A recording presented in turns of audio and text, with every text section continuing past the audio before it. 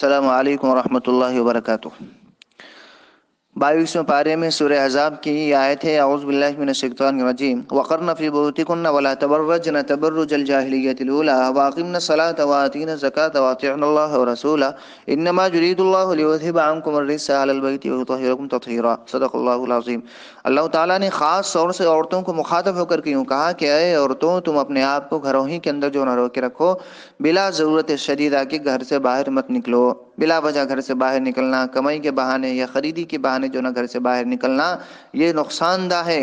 گھر سے باہر نکل، قرآن کریم کی اگلی آیت یہ جو ہے، انما یرید اللہ لیذھب عنکم الرجس اہل البیت ویطہرکم تطہیرا، اس کے اندر یوں ارشاد فرمایا کہ تم لوگوں کو گھر میں بٹھانے کا میرا منشا یہ ہے۔ اللہ تعالیٰ کہتے ہیں میرا منشا یہ ہے کہ تم پاک دامن رہو، عفت و پاک دامنی تمہارے اندر جو نہ رہے۔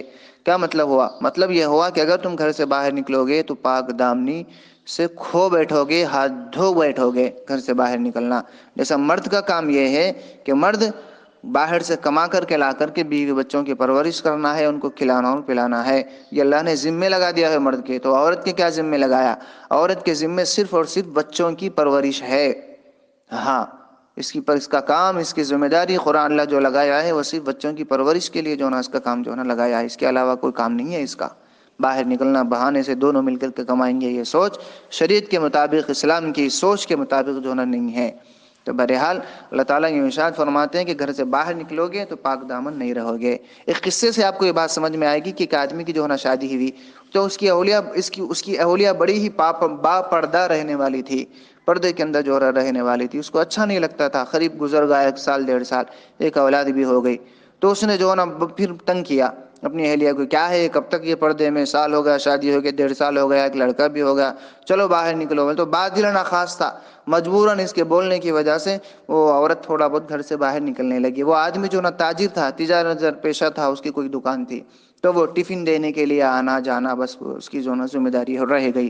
وہ بھی بادل ناخواست تھا، مجبوری سے جو نا آنے لگی کہ بھئی شوہر کی اس میں ناراضگی ہو جا رہی، شوہر کا اصرار ہے، یہ سوچ کر کے جو نا آنے جانے لگی۔ اس اسنا میں 2 لڑکے ہو گئے، 3 سال ہو گئے۔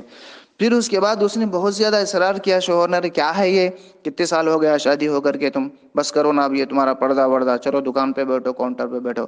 اس کا بہت زیادہ اصرار ہوا، 3 لڑکے ہو گئے، کئی سال ہو گئے، 4-5 سال ہو گئے، ٹھیک ہے۔ پھر اس کے بعد ہوا یوں کہ شوہر نے اپنی بیوی کو کسی وجہ سے خوب مارا پٹائی کی، دسترخوان کے اوپر جو نا ساروں مل کر کے کھانا کھانے لگے، بیٹھے۔ تو اب بیوی نے بڑے لڑکے سے شکایت کی کہ دیکھو تمہارے ابا میرے کو ایسا مار رہے، بہت ستا رہے، کئی دن سے ایسا چل رہا۔ تو بڑے لڑکے نے یوں کہا کہ امی جان جانے صبر کرو، یہ آپ کے شوہر ہے، سمجھایا۔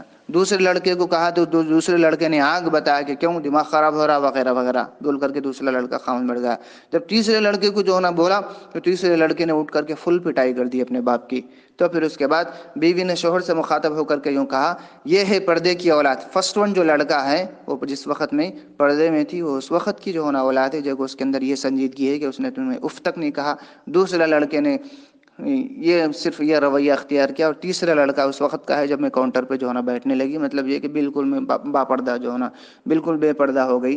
تو یہ کیفیت ہے پردے میں رہنے اور نہیں رہنے کی۔ تو اس کی وجہ سے مطلب یہ کہ بے پردگی کی وجہ سے اس کا نقصان یہ ہوگا کہ اولاد نڈر، بے باک اور نافرمان جو ہے نا ہو جاتی ہے۔ یہ تو دنیاوی نقصان ہے، آخرت اس سے علیحدہ ہے۔ اللہ رب العزت سے دعا ہے کہ عمل کی توفیق دے۔ مدرسہ محمدیہ بودن۔